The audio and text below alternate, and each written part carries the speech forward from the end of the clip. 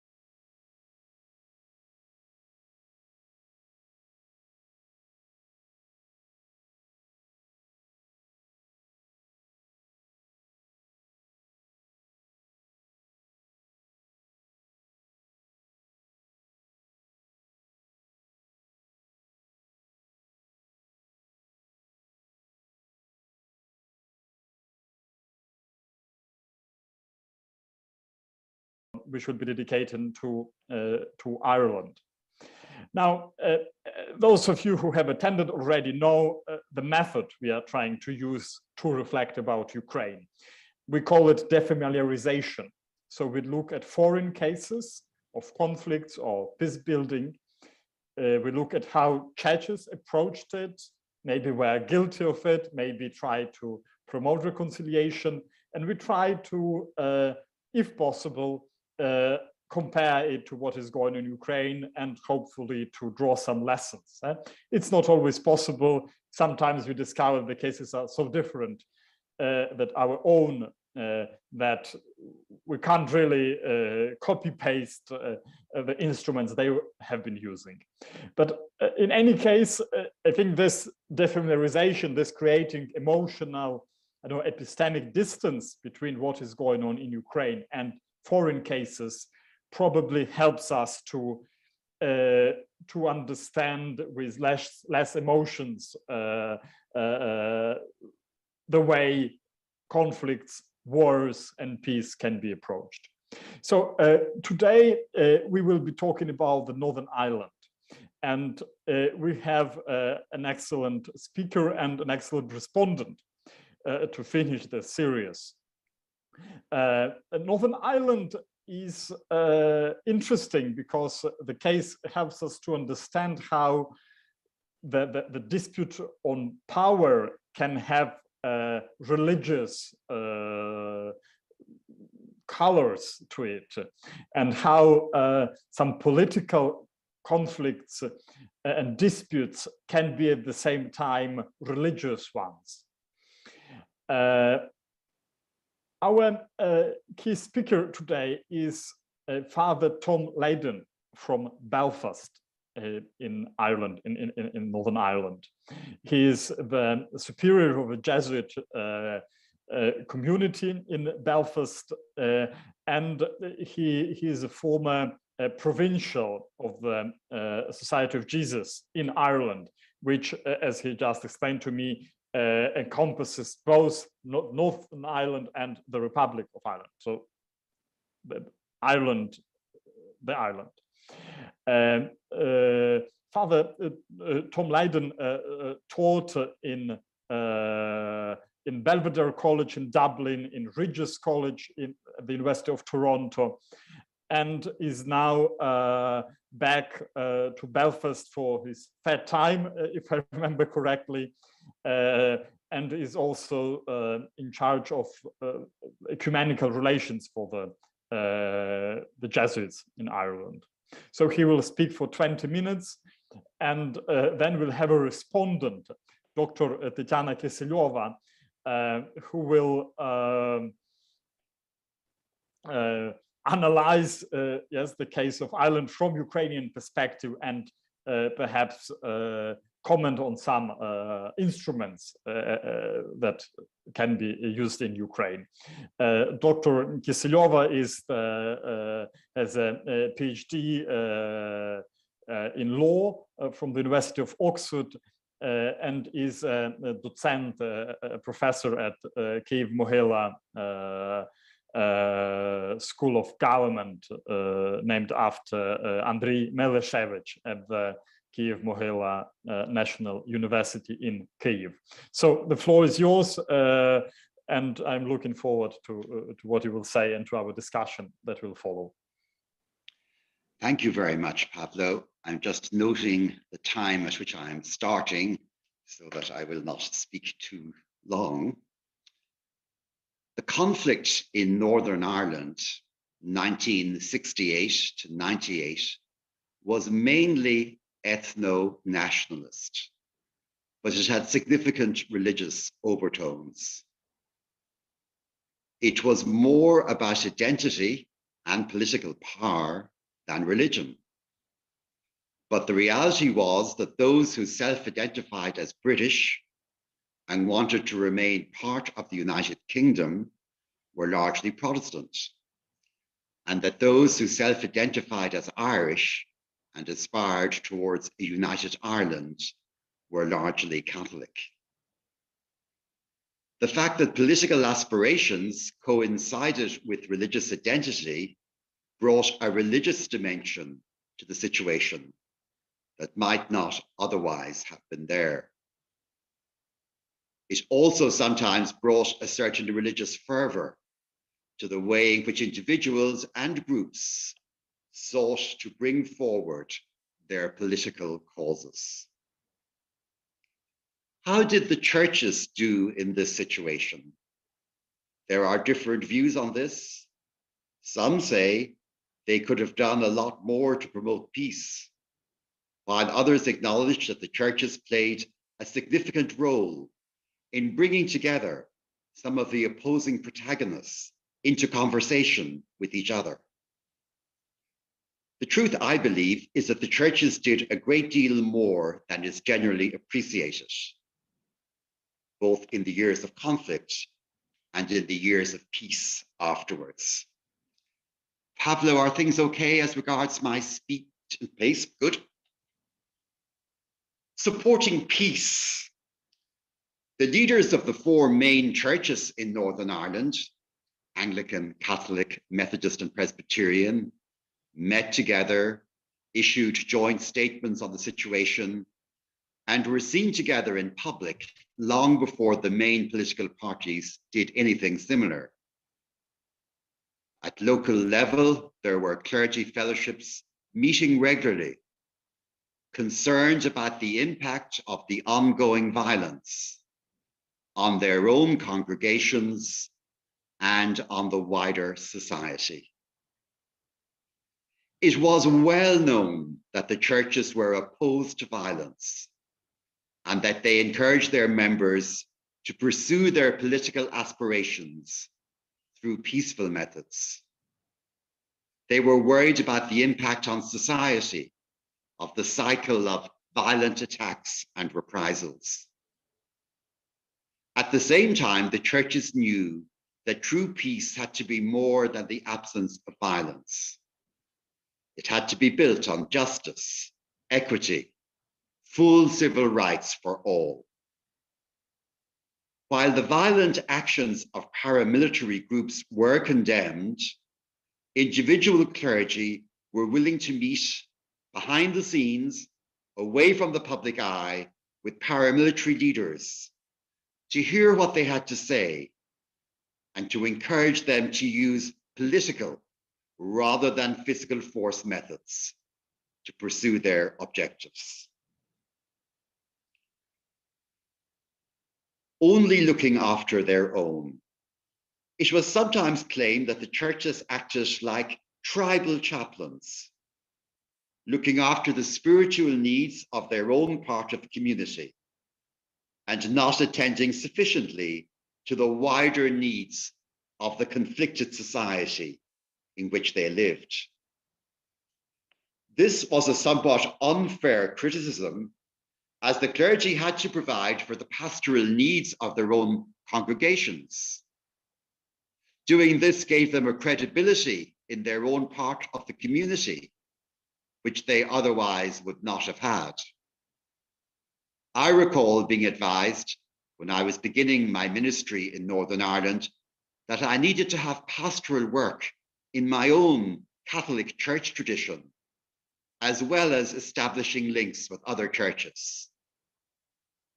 If I did not have a solid base within my own community, I would be perceived as an outsider and not really one of us. That having been said, there's always the danger of becoming so busy in one's own church that there is neither time nor space to connect with the others. Relating to political leaders. Relating to political leaders on the part of church leaders and clergy took many different forms. Sometimes it was raising issues concerning matters like education, health, and social welfare, which had implications for their particular part of the community.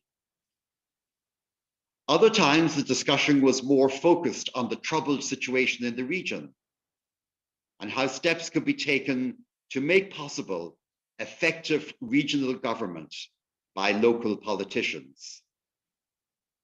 It could involve talking with politicians from Dublin and London about security and policing issues and how they could be responsibly addressed. Clergy like Fathers Dennis Fall and Raymond Murray had many meetings with politicians where they raised concerns about how the police and the army were enforcing the law. Meetings on a regular basis created over time a relationship of trust and respect between clergy and politicians. Despite genuinely held differences on many issues, these meetings created basic bonds of trust. There were also secret meetings between clergy and politicians, like those organized by Father Alec Reid, Catholic priest of the Redemptorist Order, in which he facilitated dialogue between constitutional nationalists and physical force nationalists. He also acted as a channel between the Dublin government and Sinn Féin, the political party associated with the physical force nationalists. And these contacts opened the way forward towards the peace agreement signed in Belfast on Good Friday, 1998. Father Reid was a low-profile figure who was able to be an effective mediator, helped by the fact that he wasn't in leadership or in a high-profile ministry himself. Religion and politics don't mix. There was a strong view among many people here that religion and politics were a toxic mix and that they should be kept separate. Religion was for one's private family life, and politics was for the council chamber and parliament buildings. The reason for this position was the legacy of religious preachers who operated simultaneously in the two spheres of religion and politics. And Dr. Ian Paisley was an example of this in his earlier years. He preached both religion and politics from his pulpit and opposed the efforts of government to bring in reforms in Northern Ireland, which would give a fair deal to nationalists in voting, employment, and housing. He had opposed the more moderate unionist leaders who had sought to introduce change. The four main churches could not accept that religion was just a private matter. They knew that the churches had a mission to proclaim the gospel in the marketplace in the way that was appropriate. The service of the common good of the whole society was a legitimate concern of theirs. Mainline churches encouraged clergy not to engage in party politics, but to find ways of raising issues concerning social justice in a non-partisan way, not taking sides with one party or the other. Keeping the lines of communication open. Another role which has emerged for the churches in the conflict and afterwards has been that of keeping the lines of communication open. While each person associated with the church is normally perceived as being connected to the community that holds the corresponding political viewpoint, Catholics are associated with nationalism and Unionists are associated with Protestants are associated with unionism, though there have been exceptions to this. But at the same time, church personnel are often regarded as being able to be neutral, as being able to step outside their own part of the community and to see things from the perspective of the other side.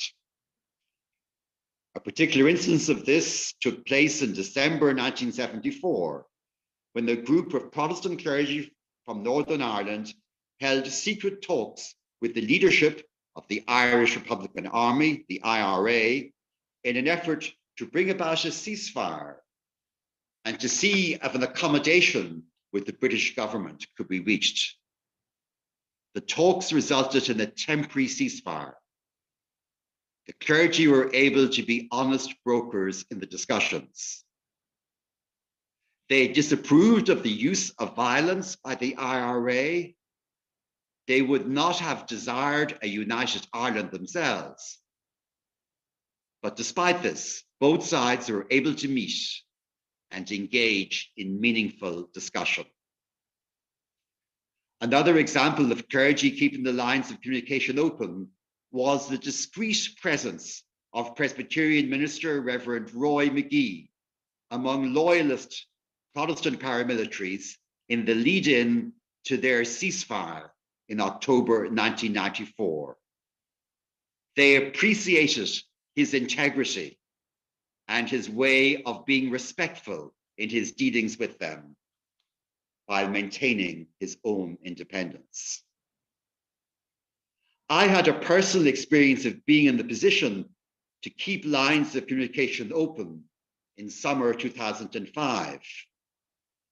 There had been serious rioting in Belfast when an orange Protestant parade had been rerouted.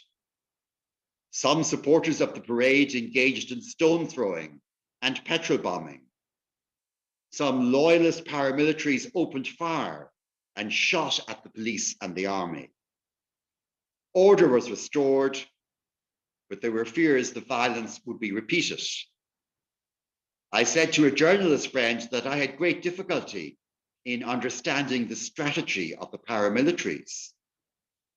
When one opens fire on professional soldiers, there is always the likelihood that they will return the fire with devastating consequences.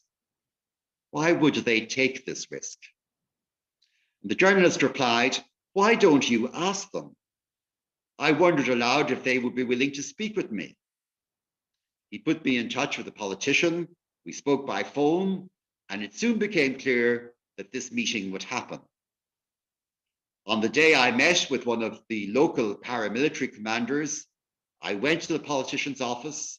He left me alone there until a knock on the door signaled the arrival of the commander. I posed my question about their strategy. He answered as best he could, pointing out that in their view, nationalists, Catholics, were getting everything they wanted, while his part of the community was being overlooked. We had a really honest conversation. I could see that he was uncomfortable with the violence that had taken place and did not want to see a return to the bad old days. At the same time, he wanted to see justice done for his part of the community. And I told him that I too wanted justice for his part of the community. Encouraging a common identity. When a person meets someone for the first time in Northern Ireland, The first but normally unspoken question is whether the other person is Catholic or Protestant, nationalist or unionist. There are subtle ways of finding out: the district where they live, the schools they went to, the sports they play. For most people nowadays, they want to know which side the person comes from so that they can avoid causing unnecessary offense in anything they say. There are two principal identities here, but the reality is that we all live in this one part of the country. Whether we see ourselves as primarily British or Irish, Protestant or Catholic, Unionist or Nationalist, this place, whether we call it Northern Ireland, the North of Ireland, Ulster, the 6 counties, the United Kingdom or Ireland, this place is home to all of us who live here. The churches can help all living here by encouraging this common identity, which does not require that people have to surrender any aspect of their own identity. The 4 church leaders helped to encourage a common identity among those who live here in the way which they handled a sensitive recent anniversary.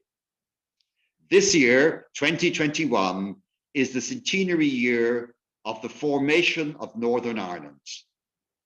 It's also the centenary of the partition of Ireland into 2 separate jurisdictions. Marking this was always going to be complex. Unionists see the foundation of Northern Ireland as a wonderful moment in history. Nationalists see the partition of Ireland as an absolute disaster.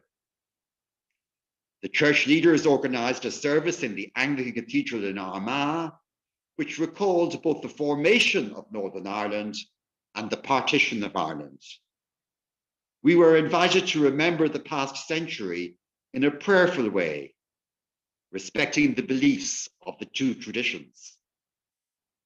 Of all the events to mark the centenary, this event came closest to doing something together in a shared and inclusive way.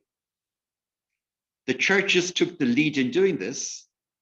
They also took some risks. The President of Ireland, for example, felt unable to attend an event remembering the partition of his country. On a positive note, the Catholic primate spoke of the pain of people in his native Derry about their being cut off from their natural hinterland across the border in Donegal, and he was able to share this pain. The Anglican primate recalled growing up in a strong Protestant working class and community, which was friendly, a good place to be, but with little or no contact with the other part of the community. The anniversary was a potentially awkward moment for all living here. In the service, the participants were encouraged to look to the future and the younger generation and the part they will play in helping to consolidate the peace we now enjoy. The service helped us to concentrate on our common identity as citizens who live in this place, which we hope is becoming ever more a shared space. By way of conclusion, while the churches have found ways of supporting peace building in the years of conflict and in the recent more peaceful years, there is always the danger of becoming complacent and of not engaging in appropriate denominational self-criticism. Bigotry and sectarianism have been endemic in Northern Ireland for generations. There is always the temptation to see the others as more responsible for sectarian attitudes and actions. But there can be hidden sectarianism in one's own tradition. Actions can be effectively sectarian, excluding, belittling, disrespecting the other side, even if this is not intended. If we always stay among our own, the other part of the community will feel that for us, they are invisible. I have made a practice of going to the city centre each year to watch the beginning of the Orange Parade that celebrates the victory of the Protestant King William of Orange over the Catholic King James in 1690. Now, I don't go because I'm a particular admirer of King William. I go because this parade is an important event in the culture of some of my Protestant and Unionist neighbours. As we head towards a more shared society, they need to hear from people in my community that we respect the right to celebrate their culture. I'm just going to leave out now the final paragraph in my presentation, and I'll return to it during the questions, but just keeping an eye on time. So I'm leaving out the second last paragraph, and I'm now going to proceed to the final paragraph. For the churches to continue to support peace building at all levels, they, we, I, have to be willing to learn, to listen, and to ask ourselves about how the churches might be contributing to the problems in society unintentionally through our own institutions and practices. If we are willing to keep on learning, the churches will be able to engage in dialogue and mediation.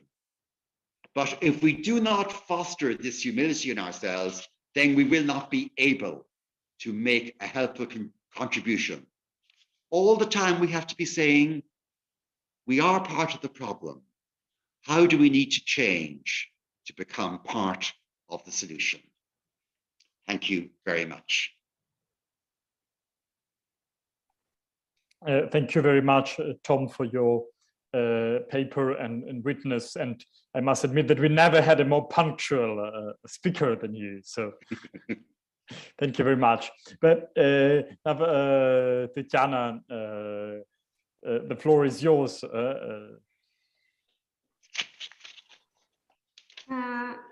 Yeah, thank you very much for a very interesting paper, and also for sending this paper in advance, that I was able to put together my ideas. I should warn the audience in advance that I am not an expert on religious studies. I do research on dialogue, mediation, and peace building from completely secular perspective. And for me, this series of webinars also were a huge learning experience. And I'm very grateful for organizers for convening these webinars. So my comments will be from someone who is involved in dialogue and peace building activities with secular civil society. But I would like to stress that in recent years in Ukraine, we see the emergence of separate actor in peace building, and I did research on mapping of peace building civil society in Ukraine recently, and within my clusters of actors, I really made a separate cluster, religious actors in peace building. So this area is emerging, and here we can see a few initiatives of Greek Catholic Church and Ukrainian Orthodox Church in this area. And I hope that there will be more contacts between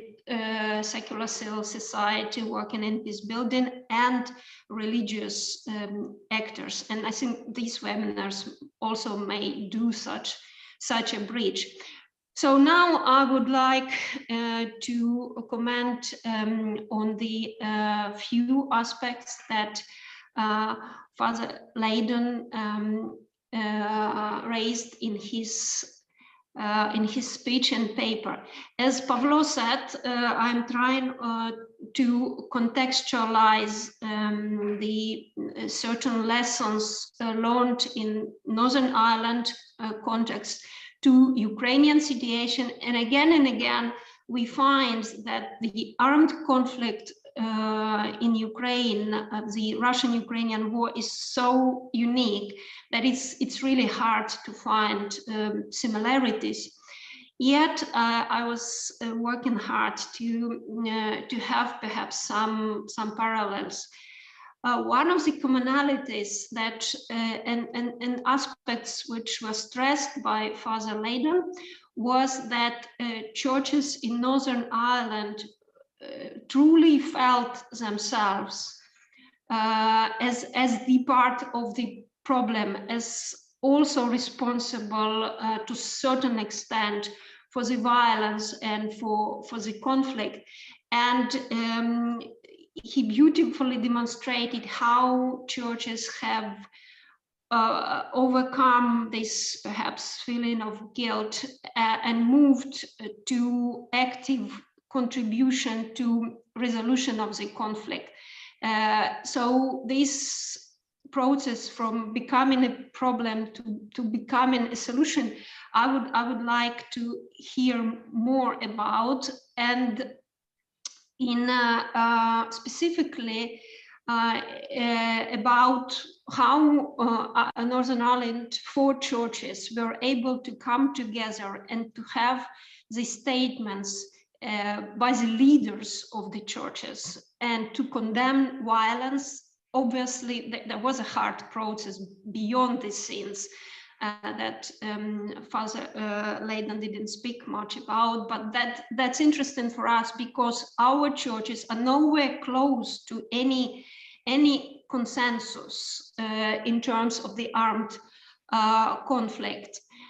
Second aspect, which was also nicely stressed, was the link between politics and religion. And I think everyone would agree that churches cannot stay outside politics completely because they are part of society, but there also should be certain balance, because when a church becomes fully subjugated by the state, and as we see in the example in Russia, and becomes instrument of the state without its own agency and independent position on certain issue, the church just loses the agency and can't really act. In terms of keeping lines of communication open, I think here there are some lessons, though that basically would mean for us, whatever happens, communication is important, and communication between the people on the ground at very basic people-to-people level. This is something that churches now are capable to do, and in certain respects, churches in this war, in Russian-Ukrainian war, are better positioned to keep these daily contacts between people than any other actor, because there are divided churches, the parishioners of which remain at controlled and non-controlled territories, and we do know that there are efforts of certain priests to keep up these links. That's perhaps very little someone can do in our circumstances, but that's very important. Working towards common identity, that's obviously a way out, but here again, to me, there is a problem with churches, at least with some churches, because if we move towards common identity, which for Ukrainian case is identity of a political nation, Ukraine as a home for many different ethnic groups, for many views, and home for diversity and human rights. This requires certain openness on behalf of the conservative, let's say, church, which identity is very much about these conservative ideas.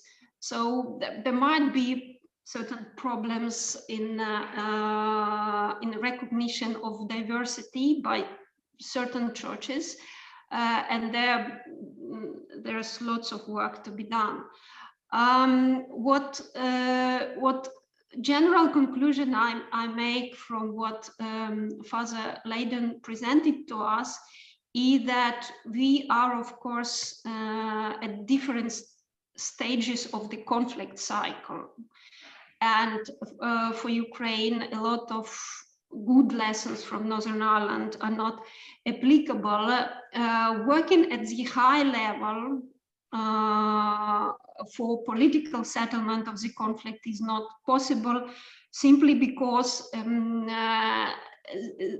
the Russian-Ukrainian war is a hybrid conflict. And I just listened to excellent speech of Father Zelensky at your November conference, and he did it brilliantly. He really demonstrated that we lack the other side. We lack the legitimate subject of reconciliation and settlement at the moment. And until this problem is resolved, all the work at high level would be nearly impossible. So what remains actually for churches is small steps, working in own communities with own parishioners, and trying to understand that peace starts in our hearts. Peace starts within Ukraine, and until this work is done, any big political settlement will not bring good fruits. So we have to do our homework even before political settlement becomes possible. And in this regards, I'm very happy that the movement has started, and there are several projects of Caritas Ukraine and of the group that is led by Father Georgy Kovalenko to slowly move by small steps working in own communities towards small scale processes of social cohesion, of resolution of local conflicts, and then slowly moving towards peace, which is a long way, but we will need all the lessons from Northern Ireland at some point, hopefully. Yes, thank you. Yes, thank you very much, Tetiana. For you said that you were not an expert on religious elements of peacemaking, but actually you did a very interesting analysis of the religious side of it. So thank you, and thank you for the Thomas. We have a series of questions in the chat. So I wonder whether Lyudmila Filipovich, Konstantin Sihov, Ruslan Khalikov, George Vikesa would want to read their questions, or prefer me to read? And Lyudmila, do you want to? No. Okay, so I will read. So the first question was from Professor Lyudmila Filipovich regarding the victims in the conflict, whether there were any victims among clergy during the conflict or negotiations. And maybe if I can extend a little bit the question, and how do you commemorate the victims in general, and do you commemorate the victims of the other side, the soldiers of the other side? How does this work? I don't know, maybe Thomas. Thank you very much. In terms of clergy who were victims of the conflict, 3 come to mind. 2 Catholic priests who were shot in crossfire, one in the summer of 1971 and the other in the summer of 1972. They were both out on the street ministering to injured persons. One was giving the sacrament of anointing of the sick, giving the final rites to somebody when he was caught in the crossfire. They are remembered in the cathedral, in the Catholic cathedral here, and they're very much remembered in their parish. And I gave a retreat to the priests here 3 years ago, and some of them were contemporaries and peers of one of the priests. And one evening we sat around over a cup of tea, and they told the story of the day when the priest was killed and going with him to the hospital and breaking the news to the family. Protestant minister who was killed was Reverend Robert Bradford, shot in 1981. He was a Methodist minister, and he was also a politician, and he was also a law lecturer. So he's a man of law, a man of clergy, a man of politics, and he could have been a very important politician here. He was starting a more open way of thinking within unionism, and could have been an important player in years to come, but he was shot dead outside the university as he was going to give a class. Then there were some attacks on churches where people attending lost their lives.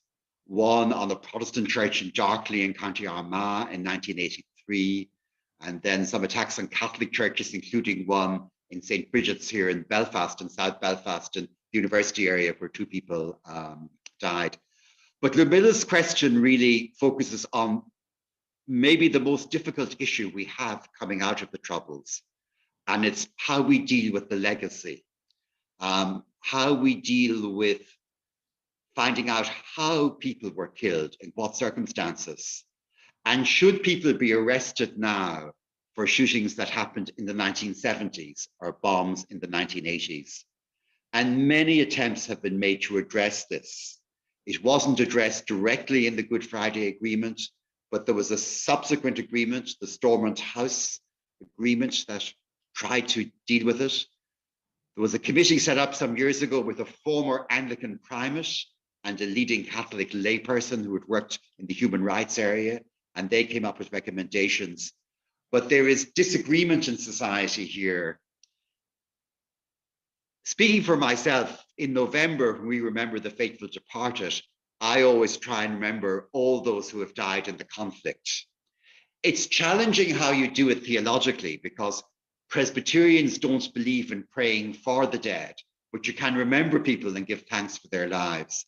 And I'd say that in churches, most people accept that when we remember the past, we just can't remember the people on our own side. The British government would like to bring in an amnesty, but all the political parties here who agree on nothing else, they are totally opposed to the government's plan on this. So I think it's a very important area. It comes up when you're a priest out celebrating Mass in parishes. If there is an anniversary, like 2 weeks ago, there was an anniversary of a terrible bombing in the bar just around the corner from where I'm speaking now. So how one celebrates at the Mass on an occasion like that is a challenge to be inclusive. So you've raised kind of the one greatest challenge I think we have in trying to live with hope towards the future, living charitably and justly in the present, but attempting to come to terms with the past in a way that's fair. I think myself, if we had inquiries into how people, the circumstances in which people were killed in the past, as long as the story is told and the truth is known, I think that's more important than sending people to prison. But I think it's very important for people who've lost loved ones that the story is told, and especially loved ones who are innocent, because there can be a rumor, maybe the loved one wasn't so innocent, maybe they were involved themselves. And that's extraordinarily painful for families. Yes, I think, thank you. Konstantin Sigo, he wrote his question in the chat, but he also, from what I see, is happy to intervene and read it. Konstantin Sigov is a professor at also at Kyiv-Mohyla Academy, and he's leading one perhaps of the best publishing houses in Ukraine, in regards of religious, theological, and also like social sciences, philosophy. So Professor Sigov, the floor is yours. Пане Костянтине, прошу. Вже пролунало запитання. We've had already a question about how to share different views and common views on the past. And there are some personal stories and there are some general stories. I think maybe it's too early, but maybe there are some brave people who are already thinking about some shared a common approach to this complicated story. I'm not talking about the history textbook because we have to take into account different sides of the conflict, but the narratives that would overcome this cleavage and this polarized vision of the same events that took place within the country. And also you raised the question of hope for the future.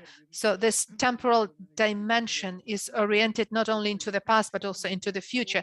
So how do we search for the common points when you talk about future? Because this is the people who live on the same planet and who live in the same country, and they are neighbors. They live in the same space and in the same time. And they are directed onto the future time. Thank you very much for this wonderful presentation and the wonderful comments made by Tetiana. Thank you. Would anybody else like to come in and make a comment on that? And then I will come back to it. Yeah, perhaps Professor Siegel wrote that the question is to both speakers. Mm-hmm. I can give some perspective. I do not have an answer to this question. That's I think a very, very important foundational question. I can only share the approach to the process of development of common narrative. And a lot of people in Ukraine would ask this question: what unites Ukrainians? How we can come up with a common narrative? But as a mediator and person who is deeply into dialogues, I think the process is much more complicated. How we work in dialogues with narratives and how we construct these common narratives is through recognition of diverse narratives. So actually we cannot jump straight forward to this process of assembling common narrative without another very painful process of recognition of multiple existing and contradictory narratives. And this is something which I think a lot of people just either do not get or do not want to understand, that until you work with multiple narratives and recognize that they do exist and they have right to exist, you do not shoot people because they have a different political opinion or because they like Putin. Okay, that may happen, but it's not the reason to kill people. Then the common narrative will not emerge, and it's a very, very long circular reiterative process of this assembling and dissembling and assembling again a lot of narratives. And here we believe a lot in dialogues, but not in one big dialogue, but in many, many decentralized grassroots dialogues, which would work slowly, incrementally, first to recognize multiple narratives, and then to see what can still be in common, which is of course future and the future of our children. But again, we cannot jump into this straight away. That's my opinion. And just coming in, if I may, from my own perspective, I would say three things. Firstly, there was a time in Ireland when history was very much from one side or the other. the bad English and Scottish, the good Irish, the good Catholics, the bad Protestants, the good Protestants, the bad Catholics. But a very serious attempt was made from the 1930s onwards to write and research in Irish history in a very scientific way, and to look for records and documents. And when I was an undergraduate in history in Dublin in the 1970s, we were told, you can say whatever you like when you're writing history, but you have to give reasons, you have to give documents. We're not interested in what you heard in your family. Document your argument very, very carefully and argue from that. And I remember going to meetings at the height of the Troubles in the 1970s of history students from both parts of Ireland, North and South. And we were all very convinced about the rightness of this scientific way of writing history, to try and find out what really happened, who really said what, why did they take the action? That'll be my first point. I think we're helped by the scientific history. And I think in schools and universities, that gives something of a common narrative.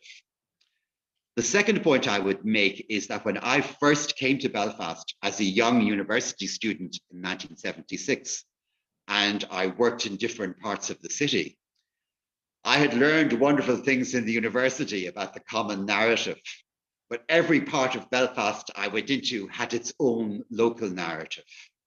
And I just learned to respect that. I just listened to their story as they told it, and I would ask them for local books and magazines and accounts. So while it can be good to have a common narrative that's truthful and that gives us some idea of what happened, it's also very important to respect difference. And what I noticed in communities here, people would say, well, this is how we see it. If you went over to that street, they'd have a different interpretation, but they weren't expecting the people in the other street to accept their interpretation and to give up the one they had formerly held. So I think we have to find some way in which we can hear all the narratives, and particularly those at local level that come out of very painful experience of deprivation, of unemployment, of violence. So I think it's helpful for me to have an overall arching historical narrative, but always to respect the peculiarity and the specificity of the local story as people talk about it. And the third point is, in all of this, we're always learning, we're always learners, and we should avoid a narrative that is artificially bringing us together. We have to live with the reality that there is diversity, that there will never be uniformity.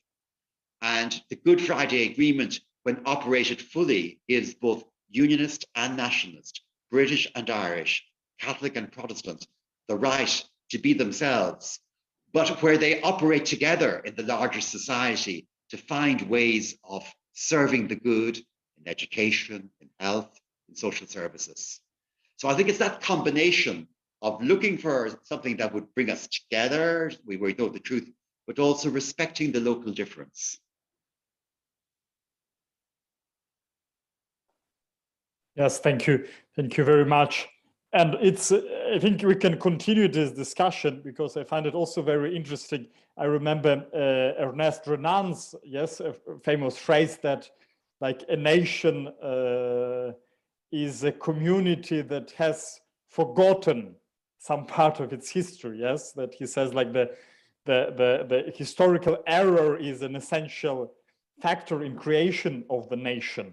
But perhaps this memory of a conflict, those parallel histories or narratives, they also, I don't know, not challenge, but perhaps lead to a deeper understanding of a nation, maybe of corrosion of this monolithic nation in one way or another. I would like to maybe combine two following questions. One is from Professor Filipovich and another one from Ruslan Khalikov, unless Ruslan wants to read his question. Okay, I will read them. So Professor Filipovich asks, who was more sensitive to the statements and appeals of church leaders? Were Catholics more obedient to what the leaders said about peace, or Catholics or Protestants? And whose position, whose method was more effective? Can you compare how both communities reacted?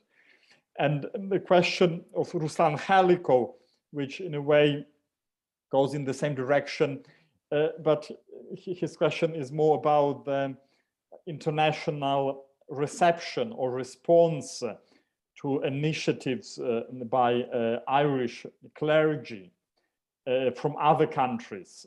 So were Irish Catholics, Protestants supported by the brothers in the same denomination abroad? And how was their action evaluated and received abroad? Was they clear enough? That's very, very clear. So I'll begin the answer now, but just make sure I don't talk for too long.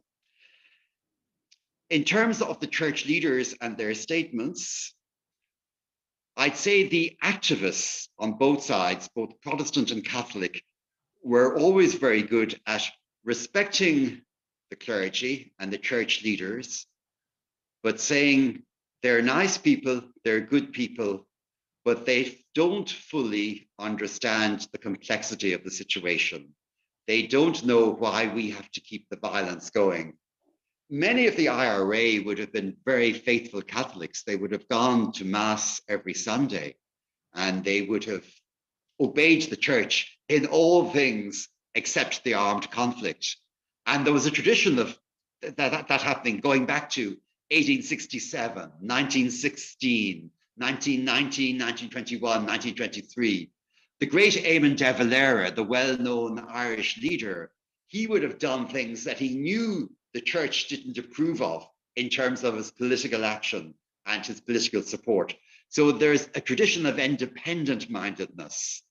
But I think what really helped the activists, both Catholic and Protestant, to take the church leaders seriously was they realized that these leaders do not have any vested interests.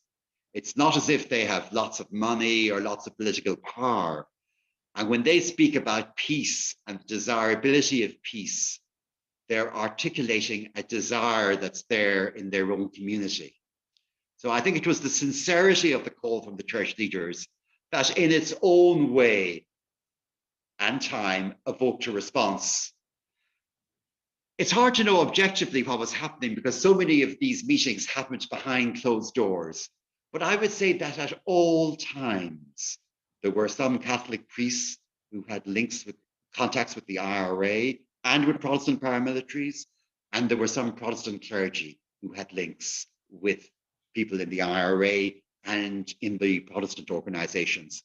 It came from the clergy living in the community and being involved in community activity. I'd say the hardest group for the church leaders to get to listen to them would have been the paramilitary leaders. They were so strongly independent. In the end, they listened because they knew the armed conflict could not be won. They couldn't win a military victory, and they were suffering too much themselves. It was the sincerity, I think, of the leaders, rather than the sense that they had any formal influence over the paramilitaries that gave them their credibility. In terms of the international reaction to the situation, we got a lot of help from Christian groups in Netherlands and Christian groups in Germany.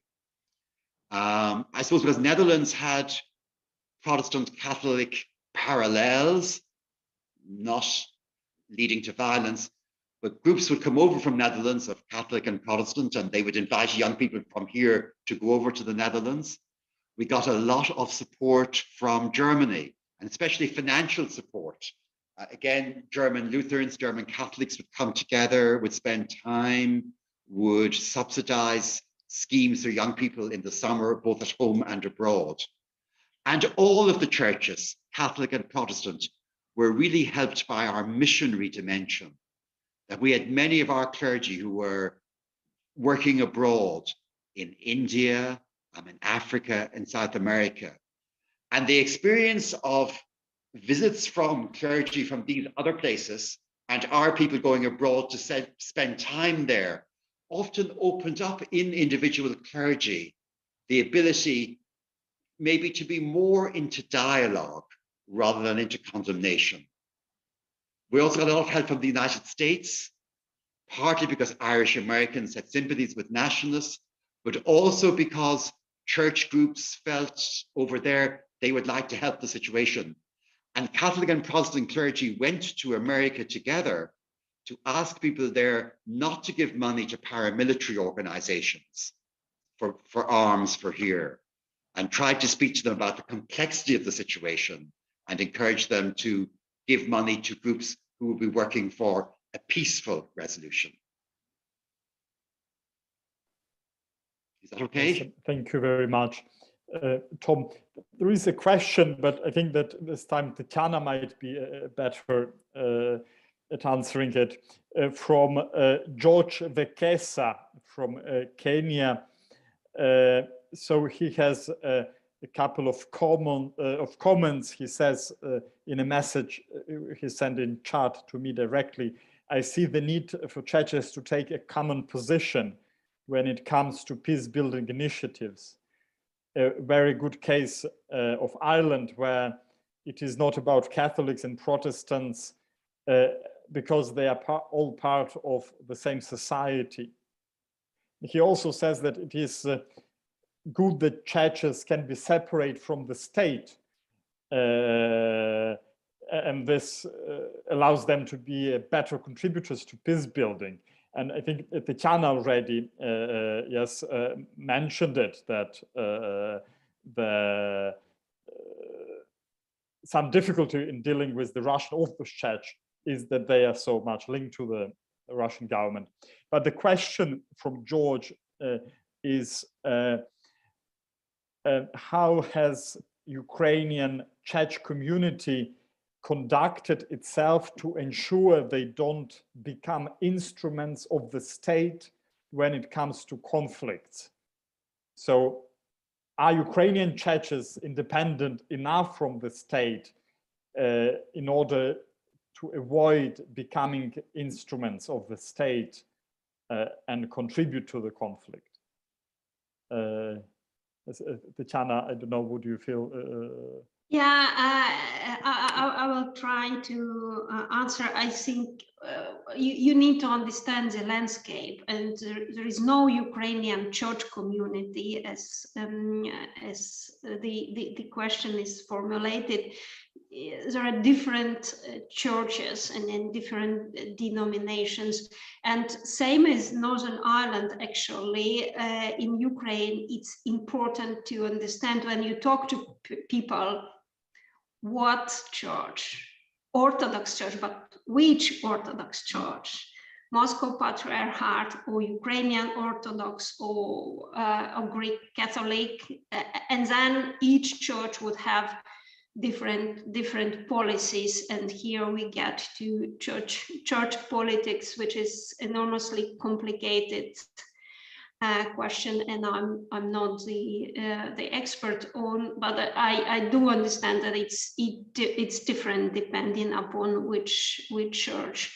And traditionally, at least our lay understanding, for example, Greek Catholic Church has always been in opposition to the regime. So they have this tradition, legacy of being independent. How they will continue this legacy, it all depends upon the leaders, but they do have strong traditions. Other churches, they have different traditions and different legacies, so it's all very, very complicated. But the good thing, for example, was that the Rada Cerkov, this church council, was able to agree on a strategy of peace building for churches, which was the first strategy with such a name in Ukraine in 2018, even before any lay or secular strategies appeared. Church actors were able to come up with this strategy, and it was absolutely great. So it's small thing for, I think, for grassroots rather than high-level political activity, but certain consensus is already evident, but small steps. Yes, thank you, Tetiana. Yeah, that's also struck me when we talked in our previous seminars. Yes, in the Balkans, yes, Bremer told us that the leaders of Serbia, Orthodox Church in Serbia and Catholics in Croatia almost never met before the conflict, but once the conflict started, they began meeting regularly. Yes, in Poland, Germany, the Catholics from Poland talked to Catholics in Germany. The bishops talked into countries. Yes, now you say the same about Ireland, where Catholics and Protestants on both sides meet. And I think in Ukraine, we don't have enough of this speaking. So you have Catholics in Russia and Ukrainians in Russia, and like you never read about, Ukrainian and Russian Catholic bishops meeting to discuss. Yes, Russian Orthodox Church, which has a huge presence in Ukraine, they are trying to do things, but really you don't see that they are peacemaking. Yes, so it's probably something that can be matured in a way, but unfortunately it's not happening to a degree that can really be game changing. I see Roman Fihas, who is a professor at Ukrainian Catholic University and also works for Institute of Ecumenical Studies, wants to ask the question. Romana? Thank you. I'm curious, what is the contemporary state of the conflict in the Northern Ireland? What is happening now? And what are the main principles or approaches that the Church uses to prevent violence? Because peace is not on the absence of violence, but preventive of violence. Is there any specific approaches using by Catholics or Protestants? For example, common prayer, writing a common vision on the history, is building work on parishes and others. Yeah, thank you, Romana. And maybe you can add a little bit of Brexit to it, because I think that's also, yes, a new element. Yeah. But the answer to the question, Roman, is that the conflict is over here now. The main actors in the conflict, the IRA and the Ulster Volunteer Force, their campaigns have come to an end. But there's a small number of independent paramilitary organizations that do not have much support. And occasionally there can be acts of violence. Bombs can be left, maybe in remote farmhouses. The authorities have to come along and defuse them. There have been attacks on prison guards, often on their way to work, attacks on the homes of off-duty police officers. So it hasn't been total peace, but it's largely peaceful here. What the churches, I think, would be saying to people is the Good Friday Agreement of 1998, signed in Belfast, has given us the way forward. So we should all be supporting the executive, which is the government of Northern Ireland, which reports to the Assembly, which is the Parliament of Northern Ireland. Now, as you say so correctly, Pavlo, Brexit has really complicated the situation, because when the agreement was signed in 1998, both the United Kingdom and the Republic of Ireland were in the European Union. And none of us could have foreseen a day when Britain would leave. Now that Britain has left, that is creating difficulties, and especially trying to avoid a hard border between Northern Ireland and the Republic.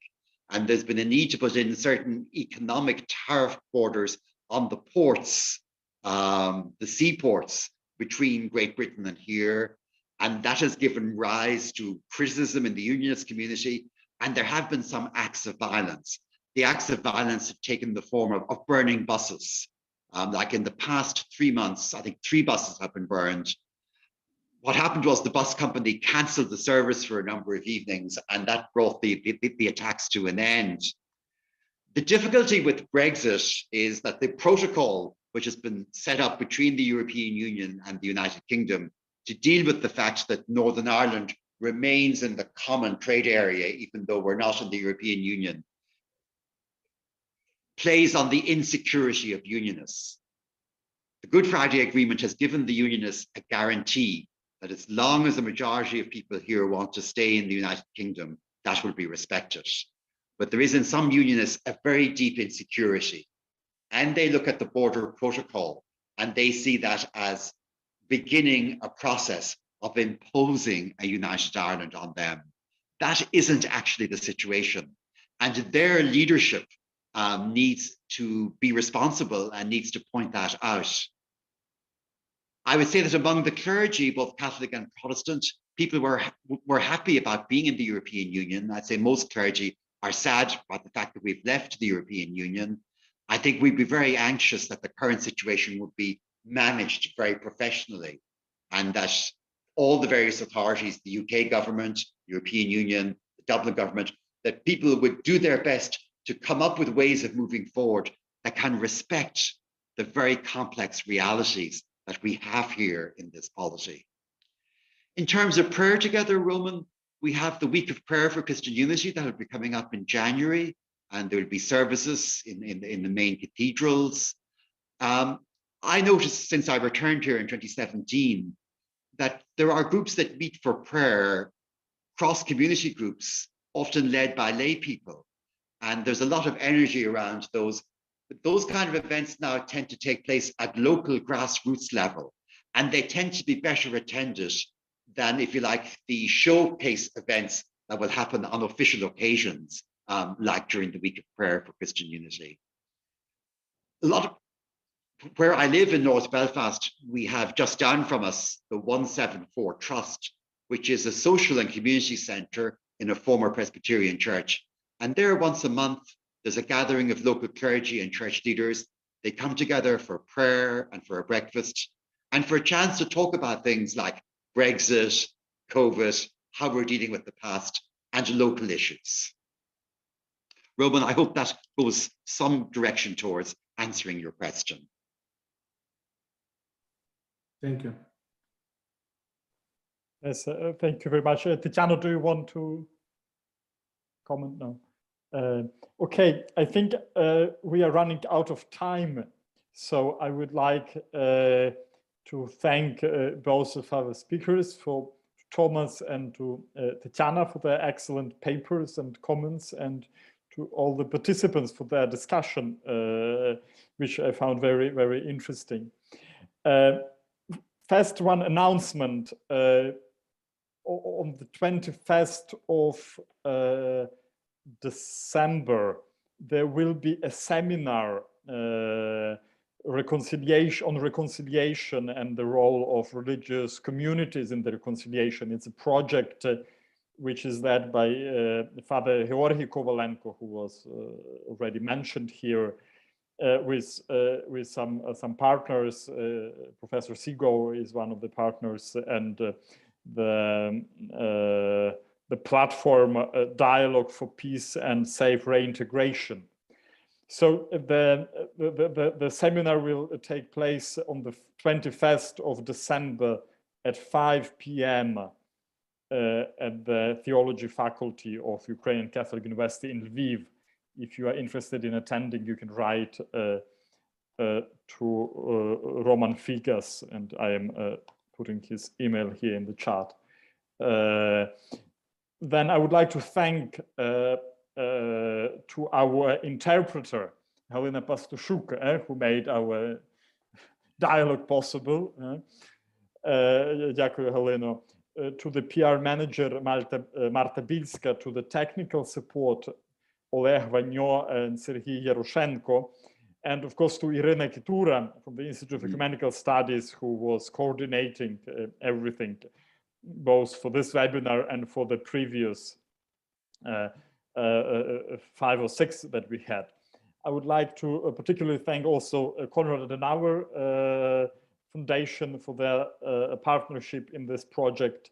And I hope we can be back soon with a new series of webinars for you.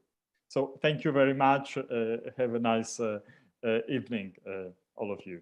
And thank you very much. Thank you for everything. Thank you, Thomas, for joining us. Thank you. Thank you, Tetiana. Thanks for your comments and your contribution. Thank you. Thank you. Thank you. God bless Ireland. God bless. Thank you. And Ukraine. And God bless Ukraine and its people. I have happy memories of a visit to Lviv in 2015, and I look forward to coming back at some stage. You're welcome. Thank you. Thank you very much. Bye. Have a good evening, everybody. Інститут екуменічних студій Українського католицького університету у співпраці із фондом Конрада Аденауера в Україні запрошують на вебінар «Екуменізм і миробудування. Досвід Північної Ірландії». 14 грудня о 17-й годині доповідач отець Том Лейден, настоятель єзуїтської громади Белфаста. Респондент – доктор Тетяна Кисельова, голова Центру досліджень, медіації та діалогу. Національний університет Києво-Могилянська академія. 14 грудня о 17-й годині. Zoom. Реєстрація на сайті Ecumenical Studies.org.ua.